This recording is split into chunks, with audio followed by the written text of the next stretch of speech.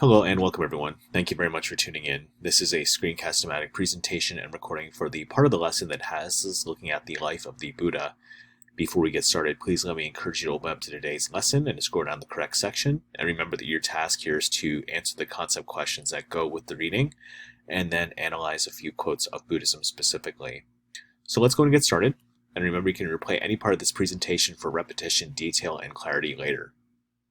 Life in the Palace. Buddhism is one of the major religions of the world. It began around 2,500 years ago in India, when Siddhartha Gautama discovered how to bring happiness into the world. He was born around 566 BC in the small kingdom of Kapilavastu. His father was King Suddhodana, and his mother was Queen Maya. Soon after Prince Siddhartha was born, the wise men predicted that he would become a Buddha. When the king heard this, he was deeply disturbed, for he wanted his son to become a mighty ruler. He told Queen Maya, "I will make my life in the palace so pleasant that our son will never want to leave." But at the age of 16, Prince Siddhartha married a beautiful princess, Yasodhara. The king built them 3 palaces, one for each season, and lavished them with luxuries.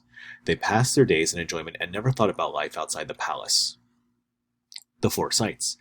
So soon Siddhartha became disillusioned with the palace life and wanted to see the outside world. He made 4 trips in the outside palace and saw 4 things that changed his life. On the first 3 trips, he saw sickness, old age, and death. He asked himself, how can I enjoy a life of pleasure when there's so much suffering in the world? On his 4th trip, he saw a wandering monk who had given up everything he owned to seek an end to suffering. I shall be like him, Siddhartha thought. Renunciation. Leaving his kingdom and loved ones behind, Siddhartha became a wandering monk. He cut off his hair to show that he had renounced a worldly lifestyle and called himself Gautama. He wore ragged robes and wandered from place to place. In his search for truth, he studied with the wisest teachers of his day. None of them knew how to end suffering, so he continued to search on his own. For 6 years, he practiced severe asceticism, a life free from worldly pleasures, thinking this would lead him to enlightenment.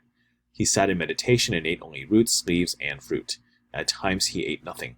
He could endure more hardships than anyone else, but this did not make him or take him anywhere.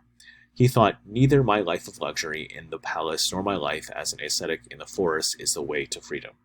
Overdoing things cannot lead to happiness. He began to eat nourishing food again and regained his strength. Enlightenment. On a full moon day in May, he sat under the Bodhi tree in deep meditation and said, I will not leave this spot until I find an end to suffering. During the night, he was visited by Mara, the evil one, who tried to tempt him away from his virtuous path. First, he sent his beautiful daughters to lure Gautama into pleasure. Next, he sent bolts of lightning, wind, and heavy rain. And last, he sent his demonic armies with weapons and flaming rocks. One by one, Gautama met the armies and defeated them with his virtue. As a struggle ended, he realized the cause of suffering and how to remove it. He had gained the most supreme wisdom and understood things as they truly are. He became the Buddha, the awakened one. From then on, he was called the Shakyamuni Buddha.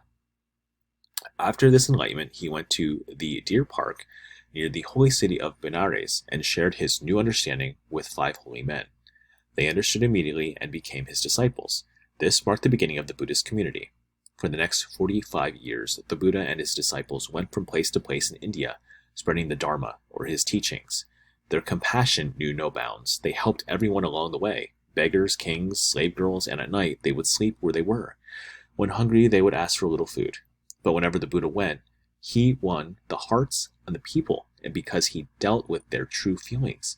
He advised them not to accept his words on blind faith, but to decide for themselves whether his teachings are right or wrong, then follow them. He encouraged everyone to have compassion for each other and develop their own virtue. You should do your own work, for I can teach only the way. He never became angry or impatient or spoke harshly to anyone, not even those who opposed him. He always taught in such a way that everyone could understand. Each person thought the Buddha was speaking especially for him. The Buddha told his followers to help each other on the way. Following is a story of Buddha living as an example to his disciples. Once the Buddha and Ananda, his disciple, visited a monastery where a monk was suffering from a contagious disease. The poor man lay in a mess with no one looking after him. The Buddha himself washed the sick monk and placed him on a new bed. Afterwards, he admonished the other monks, Monks, you have neither mother nor father to look after you. If you do not look after each other, who will look after you? Whoever serves the sick and suffering serves me. The last years. So Shakyamuni Buddha passed away around 486 BC at the age of 80, and although he has left the world, the spirit of his kindness and compassion remains. The Buddha realized that he was not the first to become a Buddha. There have been many Buddhas before me, and there will be many Buddhas in the future. But the Buddha recalled to his disciples, all living beings have the Buddha nature and can become Buddhas. For this reason, he taught the way to Buddhahood. The two main goals of Buddhism are getting to know ourselves and learning the Buddha's teachings. To know who we are, we need to understand what we have two natures. One is called our ordinary nature, which is made up of unpleasant feelings such as fear, anger, and jealousy. The other is our true nature, and the part of us that is pure, wise, and perfect.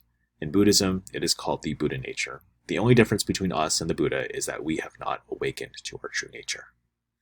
So there you guys have it. That's the true story of the life of the Buddha.